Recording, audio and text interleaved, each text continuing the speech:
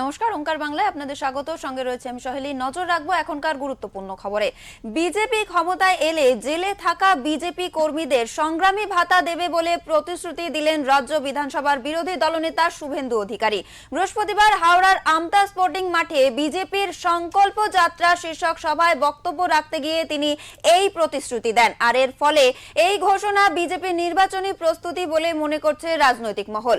SIR প্রসঙ্গে তিনি বলেন, এটি সেমিফাইনাল, এবার বিজেপি আসছে বলে জানান তিনি।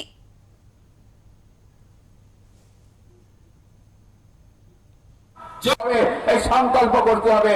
সংকল্প কেন করবো? সেটা সিদ্ধি করার জন্য। আপনাকে বলি, সেমিফাইনাল হলো এসআইআর, এসআইআর হলো সেমিফাইনাল। 7 লক্ষের কাছাকাছি নাম বাদ গেছে।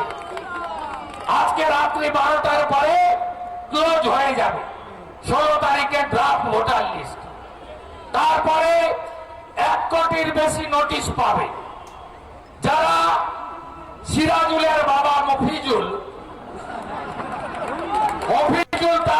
সিরাজুল তার বাপের নাম চেঞ্জ করে হাফিজুল লিখেছে, এদেরকে ধরা হবে। এরা ভারতীয় নয়, বাংলাদেশের মুসলমান। যে রাস্তা দিয়ে এসেছ, ভাগো এই রাস্তা দিয়ে, ভাগো এই রাস্তা দিয়ে। কোন ভারতীয় মুসলমানকে নিয়ে বিজেপির আপত্তি ছিল না, আজও নেই।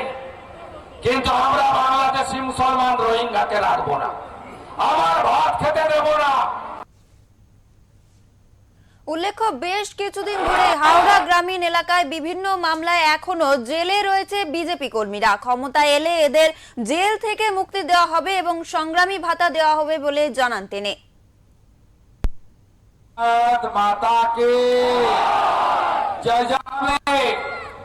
যারা জেলে গেছেন, তারা বিজেপি সরকার এলে সংগ্রামী ভাতা পাবেন। আমি এখান থেকে ঘোষণা করে দিয়ে গেলাম। আর যে পুলিশ সামান্য 100 জন নিয়ে পরিবর্তন সভার জন্য হামলা করেছেন, সেই পুলিশকেও বলে রাখলাম, ব্যাগ গুছিয়ে রাখুন। আপনাদের সঙ্গে মে মাসের প্রথম সপ্তাহে দেখা হবে। শুভেন্দুদা স্বাগতম, স্বাগতম স্বাগতম। হিন্দুদেশ নয়নের মণি শুভেন্দুদা স্বাগতম, স্বাগতম স্বাগতম। হাওড়া থেকে মনোজ চক্রবর্তীর রিপোর্ট, ওঙ্কার বাংলা।